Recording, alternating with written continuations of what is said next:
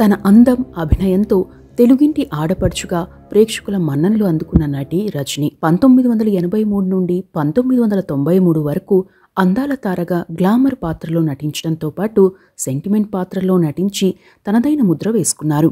ఆమె నటించిన తొలి తెలుగు సినిమా బ్రహ్మముడి. ఆ మూవీ వచ్చి 40 ఏళ్లు కావస్తోంది. ఆ సినిమా తరువాత వరుస అవకాశాలు రావడంతో స్టార్ హీరోయిన్ అయ్యారు. దర్శకరత్న దాసర్ నారాయణరావు గారే రజనీ డేట్స్ చూసుకునేవారు. ఏటా సగటున 10కి పైగా సినిమాల్లో హీరోయిన్గా చేశారు. అయితే కెరీర్ పీక్స్లో ఉన్న టైంలోనే సడన్గా సినిమాలకు దూరమయ్యారు. 10 ఏళ్ల పాటు ఎవరికీ కనిపించలేదు కూడా. తన లైఫ్లో ఎదురైన పరిస్థితుల నేపథ్యంలో 9 సార్లు బలవన్ మరణానికి ప్లాన్ చేసుకున్నారు. కానీ కొన్ని కారణాలతో ఆగిపోయారు. కాలం పెట్టిన పరీక్షల కారణంగా ఎంతో సున్నితమైన వ్యక్తిగా పేరున్న రజనీ స్ట్రాంగ్ విమెన్గా మారారు. ఎంతో మందికి మానసిక స్థైర్యం ఇవ్వగలిగారు. ఈ నేపథ్యంలో రజనీకి సంబంధించిన అంశాలు తెలుసుకుందాం. రజనీ అసలు పేరు శశి కౌర్ మల్హోత్రా. 1965 జూలై 27న బెంగళూరులో పుట్టారు. తండ్రి విఎన్ మల్హోత్రా, తల్లి సులోచన. తండ్రి పంజాబ్కు చెందిన వ్యక్తి కాగా తల్లి కర్ణాటకకు చెందినవారు. వీరికి గార్మెంట్స్ ఎక్స్పోర్ట్ వ్యాపారం ఉండేది. చెన్నైలో స్థిరపడ్డారు. రజనీ చెన్నైలోనే చదివారు. తండ్రికి పెద్ద బిజినెస్ మ్యాన్గా పేరుండేది. అదే టైంలో చాలా డిసిప్లిన్ గల వ్యక్తిగా, డౌన్ టు ఎర్త్ పర్సన్గా పేరుండేది. ఎన్ని కార్లున్నా బస్సుల్లోనే వెళ్లేవారు. సింపుల్ లైఫ్ని లీడ్ చేసేవారు. బంధువులు, స్నేహితుల కుటుంబాల్లో ఏవైనా సమస్యలు వస్తే సర్ది చెప్పి పరిష్కరించేవారు. టీనగర్కు సమీపంలోనే వీరి ఇల్లు ఉండేది. రజనీకి ఒక అన్నయ్య ఉన్నారు. చిన్నతనంలో చాక్లెట్లు ఎక్కువగా తినేవారు రజనీ. దీంతో కొన్నాళ్లకు టీత్ పాడవుతాయని ఇంట్లో రిస్ట్రిక్ట్ చేశారు. అయితే తన తండ్రి ఆఫీస్కు వెళ్తున్నానని చెప్పి బయటకు వెళ్ళి రజనీ ఆ రూట్లో ఉన్న ఓ షాప్లో క్యాడ్బరీ చాక్లెట్లు కొనుక్కునేవారు. రెగ్యులర్గా కొనడంతో ఆ షాప్ వారు కూడా ప్రత్యేకంగా రజనీ కోసం చాక్లెట్లు ఉంచేవారు. అయితే ఓ రోజు ఆ షాప్ సమీపంలో ఓ సినిమా షూటింగ్ జరుగుతోంది. తన అన్నతో కలిసి తండ్రి ఆఫీస్కు వెళ్తున్న రజనీ ఆ షూటింగ్ వద్దకు వెళ్లి ఓ వ్యక్తిని సినిమా డీటెయిల్స్ అడిగారట. ఆయనే మణివన్నన్. ఆ మూవీ డైరెక్టరే ఆయన. రజనీని చూడగానే ఈ అమ్మాయి బాగుందని చెప్పి సినిమాల్లో నటిస్తావా అని అడిగారట. తన ఇంట్లో అడగాలని చెప్పారు రజనీ. దీంతో మణివన్నన్ రజనీ వాళ్ళ ఇంటికి వచ్చి సినిమాల్లో ఛాన్స్ ఉందని చెప్పారట. రజనీ పేరెంట్స్ అడిగిన కొన్ని డౌట్లను క్లియర్ చేశారు మణివన్నన్. సినిమాల్లో నటించడం, నటించకపోవడం నీ ఇష్టమని రజనీకి చెప్పారు తండ్రి. అప్పటికే రజనీకి స్కూల్లో నాటకాల్లో నటించిన అనుభవం ఉంది. అయితే అప్పటి వరకు ఇంట్లో తమ పేరెంట్స్వి కేవలం ఫోటోలు మాత్రమే ఉన్నాయని, తాను సినిమాలో నటిస్తే వీడియోగా రికార్డ్ అవుతుందని, ఎప్పటికైనా తాను యంగ్గా ఉన్న వీడియో చూడొచ్చని అనుకుని ఆ ఒక్క సినిమాలో నటిద్దామని అనుకున్నారు. అప్పటికే తన అన్న సహకారంతో దాదాపుగా 1 నెల రోజుల పాటు యాక్టింగ్లో కోచింగ్ తీసుకున్నారు. తన అన్నయ్య మాత్రం నీకు యాక్టింగ్ రాదు, పని మనిషి క్యారెక్టర్ లేదా ఏదో ఒక మూలన నిలబడే క్యారెక్టర్ ఇస్తారు, అయినా నువ్వు నేర్చుకున్నావు కాబట్టి నీకు సర్టిఫికెట్ ఇస్తున్నారని చెప్పారట. చివరికి ఇంట్లో కూడా టీలు తీసుకొచ్చే పని మనిషిగా రిహార్సల్స్ కూడా చేయించారు. కొన్నాళ్లకు మన్నార్లో సినిమా షూటింగ్ మొదలవుతుందని డైరెక్టర్ చెప్పడంతో 1 నెల రోజులకు సరిపడా తినుబండారాలు, జంతికలు, డ్రెస్లు ప్యాక్ చేయించుకుని తన అన్న, తల్లితో కలిసి వెళ్లారు. అక్కడికి వెళ్ళాక ఒక రూమ్ ఇచ్చారు. కాసేపటికి రకరకాల మేకప్ సెట్లు వచ్చాయి. 50కి పైగా కాస్ట్యూమ్స్ కూడా వచ్చాయి. వాటితో ఆ రూమ్ నిండిపోయింది. వీరు కూర్చోడానికి మాత్రమే ప్లేస్ ఉంది.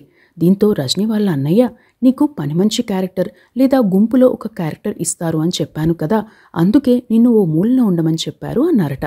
రజనీ కూడా అలాగే అనుకున్నారు.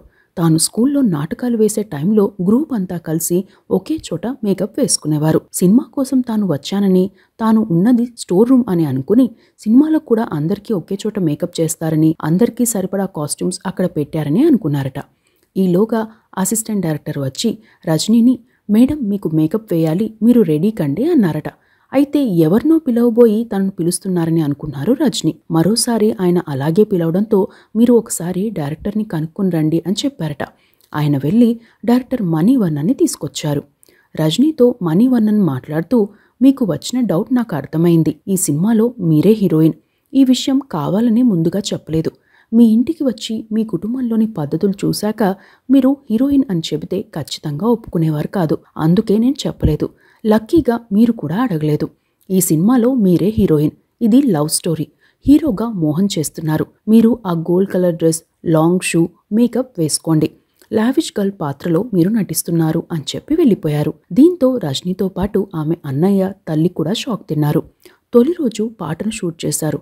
ఆ సినిమానే 1983లో వచ్చిన ఇలమై కాలగల్ సినిమా.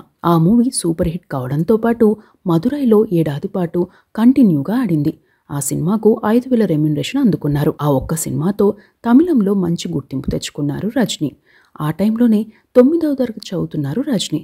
రజనీ హీరోయిన్గా మారడంతో స్కూల్లో అబ్జెక్షన్ చెప్పారు. మీ అంతటా మీరే మానేస్తే బాగుంటుందని, తమ స్కూల్లో సెలబ్రిటీస్ హోదా ఉన్నవారు ఉండకూడదని చెప్పారట. దీంతో స్కూల్ వారితో రజనీ తండ్రి మాట్లాడుతూ, రజనీని స్కూల్ నుండి పంపించాలనేందుకు మీరు చెప్పేదే అసలు కారణమైతే అందుకు సమాధానం నా కుమార్తె చెబుతుంది అని రజనీకి వదిలేశారు. రజనీ తమ ప్రిన్సిపల్తో మాట్లాడుతూ, మీరు ఎందుకోసమైతే నన్ను స్కూల్ నుండి పంపించేద్దామని అనుకున్నారో అదే హోదాలో నేను గెస్ట్గా వస్తాను అని చెప్పారట. అయితే 6 నెలల పాటు ఏ సినిమాల్లోనూ ఛాన్స్ రాలేదు. వీరు కూడా ఎవరిని అడగలేదు. 6 నెలల తర్వాత తమిళంలో సుభాష్, శాంకారి, కుజాందయేసు సినిమాలు వచ్చాయి. అప్పట్లో తెలుగు సినిమా ఇండస్ట్రీ కూడా చెన్నైలోనే ఉండేది. రజనీ తమిళంలో రెండో సినిమా చేస్తున్న టైంలో దాసర్ నారాయణరావు గారు ఫోన్ చేసి తెలుగు సినిమాలో హీరోయిన్గా ఛాన్స్ ఉందని చెప్పారు. తాను ఒక్క సినిమా అనుకుని ఇండస్ట్రీకి వచ్చానని, ఇంకో 2-3 సినిమాలు తీసేసి వెళ్ళిపోదామని అనుకున్నారు. అయితే అప్పట్లో దూరదర్శన్లో వారానికి ఒక సినిమా చొప్పున వివిధ భాషల సినిమాలు వచ్చేవి. అందులో తెలుగు సినిమాలు చూసేవారు రజనీ. తెలుగులో సినిమా ఛాన్స్ రావడంతో దాసర్ నారాయణరావు గారి ఆఫీస్కి వెళ్లారు. తీరా అక్కడికి వెళ్ళాక ఓ అసోసియేట్ డైరెక్టర్ వచ్చి తెలుగులో ఉన్న 8 పేజీల స్క్రిప్ట్ని చదివారు. ఆయన ఎందుకు చదువుతున్నాడో అర్థం కాని రజనీ అతనితో స్క్రిప్ట్ చదివే స్టైల్ బాగుంది అన్నారట. ఆయన సీరియస్గా మాట్లాడుతూ, ఏం బాగుంది, ఇది మీరు చెప్పాల్సిన డైలాగ్, ప్రాక్టీస్ చేయండి అన్నారట. తనకు తెలుగులో నమస్కారం అనే ఒక్క మాట తప్ప వేరే భాష రాదు. మాతృభాష పంజాబీ, స్కూల్లో చదివిన తమిళం మాత్రమే వచ్చు. దీంతో తనకు తెలుగు రాదని, డైరెక్టర్ గారు రాగానే చాలా సీరియస్ అవుతారని, తాను వెళ్ళిపోవడం బెటర్ అని చెప్పి తన అన్నయ్యను పిలిచి బండి స్టార్ట్ చేసి రెడీగా ఉంచు అన్నారట. తీరా దాసర్ గారు వచ్చి మీరు రెడీనా అన్నారట. దీంతో రజనీ భయంగా సార్ నాకు తెలుగు రాదు, అందులో అంత పెద్ద స్క్రిప్ట్ నేను చెప్పలేను అన్నారట.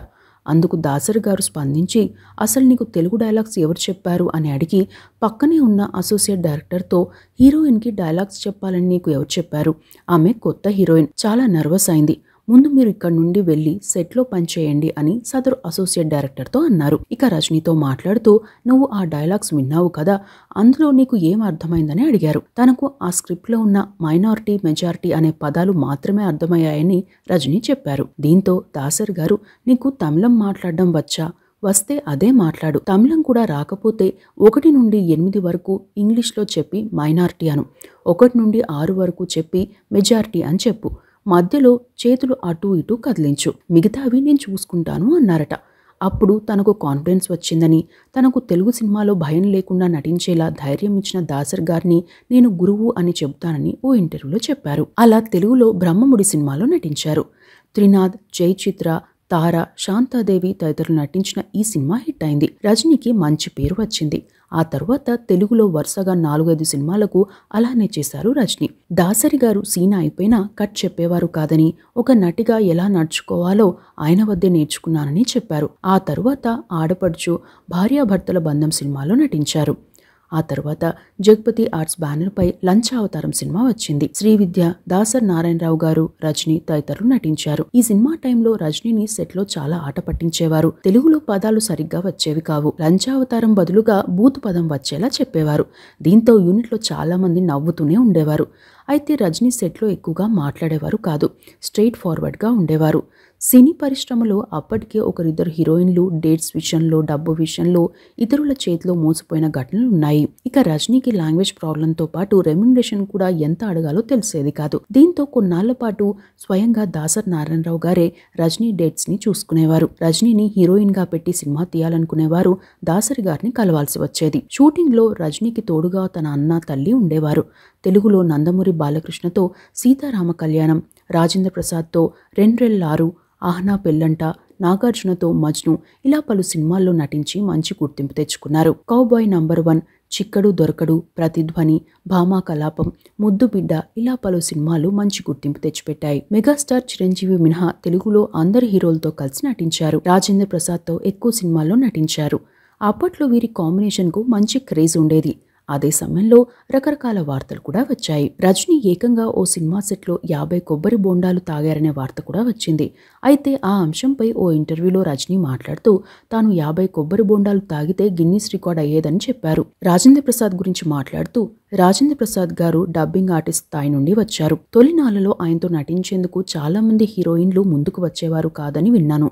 ఓ రోజు రాజేంద్ర ప్రసాద్ హీరోగా చేస్తున్న సినిమాలో నేను హీరోయిన్గా చేయాలని మా అన్నయ్యను అడిగితే డేట్స్ కనుక్కుని ఓకే అన్నారు. అయితే చిన్న హీరోలు పెద్ద హీరోలు అని చూడకుండా సినిమాలు చేస్తున్నారు అని వేరేవారు అన్నయ్య వద్ద ప్రస్తావించారు. అందుకు మా అన్నయ్య సినిమాల్లో చిన్న హీరో పెద్ద హీరో అనే తేడా మా ఇంట్లో ఉండదు, పాత్ర మంచిదైతే చాలు అన్నారు. ఆ విషయం రాజేంద్ర ప్రసాద్ గారికి తెలిసి థ్యాంక్స్ చెప్పారు. ఇక సినిమా షూటింగ్లో నాతో మీరు ఇంత తెల్లగా ఎలా ఉన్నారు, మీ డైట్ ఏంటి అని అడిగారు. స్వతహాగా రాజేంద్ర ప్రసాద్ గారికి హెల్త్ కాన్షియస్ ఎక్కువే. అయినా నన్ను అడిగారు. మా ఇంటికి వచ్చినప్పుడు మా అమ్మగారు ఏం వంటలు చేస్తారో కనుక్కున్నారు. చివరికి నేను భోజనం చేసే టైంలోనూ నేను ఏం తింటున్నాను అని చూసేవారు. ఓసారి ఆట పట్టించేందుకు కిల్లీ కూడా ఇచ్చారు. పక్కపక్కనే కూర్చునేవాళ్ళం. దీంతో ఎవరికి కావలసినట్టు వారు ఊహించుకున్నారు అని చెప్పారు. ఇక మేనమామ సినిమాలో కళ్యాణ్ చక్రవర్తితో నటించే సమయంలో మరో ఘటన జరిగిందని చెబుతారు. ఆ సమయంలో సినిమా రెమ్యునరేషన్ విషయంలో నిర్మాతకు రజనీకి కమ్యూనికేషన్ గ్యాప్ వచ్చింది. దీంతో రజనీ షూటింగ్లో ఆ అంశాన్ని ప్రస్తావించారట. తాను ఆ నిర్మాతతో మాట్లాడి ఆ రెమ్యునరేషన్ ఇప్పిస్తానని చెప్పారట ఎన్టీఆర్ గారి సోదరుడు నిర్మాత త్రివిక్రమరావు గారు. అయినా రజనీ వినలేదని, దీంతో ఆయన తన వద్ద ఉన్న పిస్టోల్ని బయటకు తీసి నిర్మాతలంటే ఆటలుగా ఉందా, నీకు కావాల్సిన రెమ్యునరేషన్ ఇప్పించే బాధ్యత నాది, ముందు నువ్వు వెళ్ళి యాక్ట్ చేయి అన్నారట. ఆ మరుసటి రోజే రెమ్యునరేషన్ ఆమెకు చెల్లించేశారు. ఆ టైంలో త్రివిక్రమరావు గారు రజనీతో మాట్లాడుతూ ఏవైనా ఉంటే షూటింగ్ ముందు లేదా షూటింగ్ అయ్యాక చూసుకోవాలి. సినిమా యూనిట్ మొత్తం మీకోసం వెయిట్ చేస్తున్నప్పుడు అలా పేచీ పెట్టడం నీకే మంచిది కాదు. ఎవరూ నీతో సినిమా చేసేందుకు ముందుకు రారు. ఇక ముందు ఇలాంటివి జరగనీయకు అని చెప్పారని అప్పట్లో ఓ వార్త ప్రచారమైంది. అందులో వాస్తవం ఎంత అనేది తెలియదు. ఇక టి కృష్ణ గారు ప్రతిఘటన సినిమా స్టోరీ రజనీకి చెప్పారు. అయితే అప్పటి వరకు గ్లామర్ పాత్రలు, సెంటిమెంట్ పాత్రలు, హెవీ రోల్స్లో నటించిన ప్రతిఘటనలో హీరోయిన్ స్థాయిలో ఏ పాత్ర చేయలేదని, అంతేకాకుండా తాను అలా నటించలేనని చెప్పి రిజెక్ట్ చేశారట రజనీ. ఆ తర్వాత విజయశాంతి ఆ మూవీలో నటించారు. తెలుగులో బ్లాక్ బస్టర్గా నిలిచింది ఆ మూవీ. మొత్తం మీద తెలుగు, తమిళ, మలయాళం, కన్నడ ఇలా పలు భాషల్లో కలిపి దాదాపుగా 150 సినిమాల్లో నటించారు. తెలుగులో ప్రజల మనిషి, తమిళంలో ఓర్ మర్యాదై, కన్నడలో ఏంటేదే బాంటా, మలయాళంలో పదేయం సినిమాల్లో రజనీ నటించిన చివరి సినిమాలు. 2002లో కన్నడలో సుందరలోక సినిమా ఆలస్యంగా విడుదలైంది. ఇక రజనీ ఫ్యామిలీ లైఫ్ విషయానికి వస్తే రజనీకి ఒక అన్నయ్య ఉన్నారు. సినిమాలో నటించే విషయంలో ఫ్యామిలీ సపోర్ట్గా నిలిచారు. రజనీ తొలి రెమ్యునరేషన్ను ఆమె తల్లి పోస్టాఫీస్లో ఫిక్స్డ్ డిపాజిట్ చేశారు. రజనీ సంపాదించిన డబ్బంతా రజనీ పేరుతోనే ఇన్వెస్ట్ చేశారు. రజనీకి 80 ఏళ్లు వచ్చే వరకు ఎప్పుడు ఏ వయసులో ఏ అవసరాలు ఉంటాయో ముందస్తుగా అందుకు తగినట్టుగా ఇన్వెస్ట్మెంట్లు చేశారు. డబ్బు ఎంత ఉన్నా అవసరమైతేనే ఖర్చు చేయాలని తన తల్లిదండ్రులు నేర్పించారని, ముందుగా ఇంటికి వచ్చిన అతిథికి భోజనం పెట్టాకే మిగతావి మాట్లాడాలని నేర్పారని ఓ ఇంటర్వ్యూలో చెప్పారు. తన ఇంట్లో తండ్రి బిజినెస్ కారణంగా ఎప్పుడూ క్యాష్ వచ్చి వెళ్తుండేదని, ఆడిటర్లు కూడా ఎప్పుడూ వచ్చేవారని, తాను చిన్నతనంలో డబ్బుకి సంబంధించిన వ్యవహారం అంత పెద్దదని అనుకోలేదని, ఆ తరువాత తన తల్లిదండ్రులు తన పేరుతో ఎందుకు ఇన్వెస్ట్మెంట్లు పెట్టారో అర్థమైందని ఓ ఇంటర్వ్యూలో చెప్పారు. రజనీ వైవాహిక జీవితం విషయానికి వస్తే 1998లో రజనీకి ఎన్ఆర్ఐ వైద్యుడు కె ప్రవీణ్తో పెళ్లి జరిగింది. వీరిది పెద్దలు కుదిర్చిన పెళ్లి. వివాహమయ్యే నాటికి తాను సినిమాలకు ఫుల్ స్టాప్ పెట్టాలని అనుకున్నారు రజనీ. అప్పటి వరకు గ్లామర్ పాత్రలు, సెంటిమెంట్ పాత్రలు చేశానని, తాను పెళ్ళయ్యాక మళ్ళీ గ్లామర్ పాత్రలు చేయాలంటే అందుకు తగినట్టుగా కాస్ట్యూమ్స్ వేసుకోవాలని, మంగళసూత్రం తీసి పక్కన పెట్టాల్సి వస్తుందని, అది తనకు ఇష్టం లేకే సినిమాలు వద్దనుకున్నానని ఓ ఇంటర్వ్యూలో చెప్పారు. అంతేకాకుండా పెళ్ళయ్యాక కూడా వేరే హీరోను ఏవండి అని పిలవడం, ఆయన భార్యగా నటించడం తనకు ఇష్టం లేదని అన్నారు. 1995లో ఎంగేజ్మెంట్ అయినా సినిమాలన్నీ రిలీజ్ అయ్యే వరకు వెయిట్ చేశారు. 1998లో వీరు వివాహం చేసుకున్నారు. వివాహమయ్యాక కొన్నాళ్లు అమెరికాలో ఉన్నారు. అయితే వైవాహిక జీవితంలో తలెత్తిన ఇబ్బందుల కారణంగా పిల్లలతో కలిసి ప్రత్యేకంగా ఉంటున్నారు. దాదాపు 13 ఏళ్ల క్రితం ఇచ్చిన ఓ ఇంటర్వ్యూలో ఆ విషయాలను వెల్లడించారు. ఆ ఇంటర్వ్యూ ప్రకారం, నాకు పెళ్ళయ్యాక కొన్నాళ్లకే విషయం అర్థమైంది. నేను ఎవరితోనూ మాట్లాడకూడదు, ఫ్రెండ్స్ ఉండకూడదు, కబోర్డ్ లేని ఓ సింపుల్ ఫ్లాట్లో నేను ఒక్కదాన్నే ఉన్నాను. అనేక రకాల ఇబ్బందులు ఎదురైనయ్యి. 9 నెలలకే అబ్బాయి పుట్టాడు. అప్పటికే నేను చాలా ఇబ్బందులు ఎదుర్కొంటున్నా. 9 సార్లు బలవన్ మరణానికి ప్లాన్ చేశాను. పిల్లవాడితో సహా అపార్ట్మెంట్ ఎక్కి దూకేద్దామని అనుకున్నా. అలాంటి పరిస్థితిని ఎదుర్కొన్నాను. అయితే తాను లేకపోతే తన పిల్లవాడి పరిస్థితి ఏంటని ఆలోచించాను. వెనక్కి తగ్గా. అడ్జస్ట్ అవ్వడానికి ట్రై చేశా. నా తప్పేంటో కూడా తెలిసేది కాదు. నా తప్పు లేదు కూడా. కొన్ని రోజులైతే సద్దుమణుగుతుందని, లైఫ్ హ్యాపీగా ఉంటుందని అనుకుని ఆ బంధాన్ని కొనసాగించేందుకు ప్రయత్నించాను. ఒక పాప, ఒక బాబు పుట్టారు. 3 పిల్లలు పుట్టాక కూడా పరిస్థితిలో మార్పు రాలేదు. చివరికి నా మీద కోపం పిల్లలపై చూపించే పరిస్థితి వచ్చింది. ఏ తల్లికైనా అది సహించరాని విషయమే.